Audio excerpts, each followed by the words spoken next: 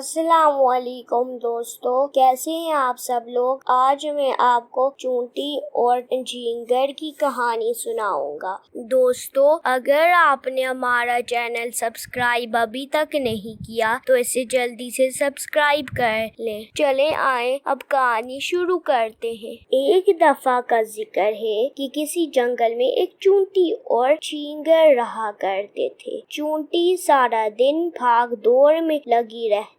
एक तो गर्मियों के लंबे दिन, ऊपर से तेज धूप, लेकिन चूंटी फिर भी काम में लगी रहती। वो अपने बिल की मुरम्मत करती, खाने पीने की चीजें जमा करती और अपनी साथी चूंटियों के साथ मिलकर बहुत से दूसरे काम करती। एक दिन झींगर ने देखा कि चूंटी भारी भरकम दाना उठाकर ले जा रही थी और उसे दाने को घर ले जाने में काफी दिक्कत हो रही थी। उसने चूंटी से कहा, चूंटी, तुम क्यों अपने आप को इतना थकाती हो? कुछ देर आराम भी तो कर लिया करो।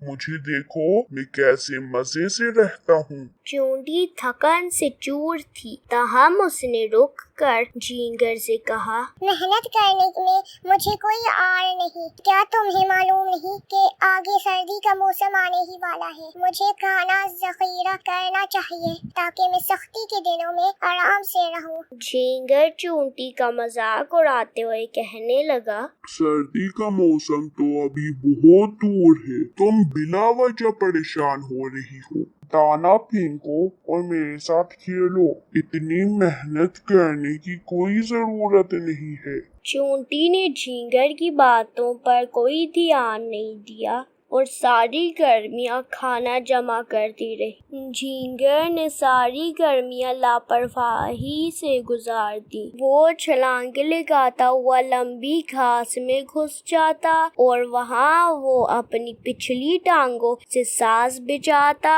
रहता और खूब लहक लहक कर गाता। जब सर्दी का मौसम आया तो जमीन और दरख्तों पर खाने को कुछ ना बचा। झींगर पर बड़े सख्त दिन आगे, उसके पास खाने को कुछ भी ना था, जबकि चूंटी अपने गरम बिल में आराम से बैठकर अपनी जमा की हुई खुराक खाया करती। झींगर सर्दी में ठिठुरता रहता और उसकी हालत भूख से बहुत खराब हो गई। तब उसे ज़हीन और मेहनती चूंटी याद आई। उसने अपने दिल में कहा, अगर मैं भी उस वक्त चूंटी की तरह खुराक जमा कर लेता तो आज यूं भूखों ना मरता। उसने चूंटी का बिल तलाश किया और दरवाजा खटखटाया। जब चूंटी बाहर आई तो बड़ी आजिज़ी से कहने लगा, मैं भूख से मर रहा हूँ। मेहरबानी करके मुझे कुछ खाने के लिए दे दो।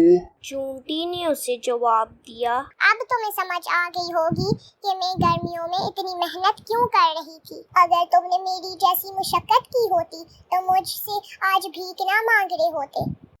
दोस्तों, हमें इस कहानी से ये सबक मिलता है कि मेहनत में अज़मत है और हमें उस चूंटी की तरह आने वाले वक्त के लिए तैयारी कर लेनी चाहिए। तो दोस्तों, हमें उम्मीद है कि आपको हमारी कहानी पसंद आई होगी।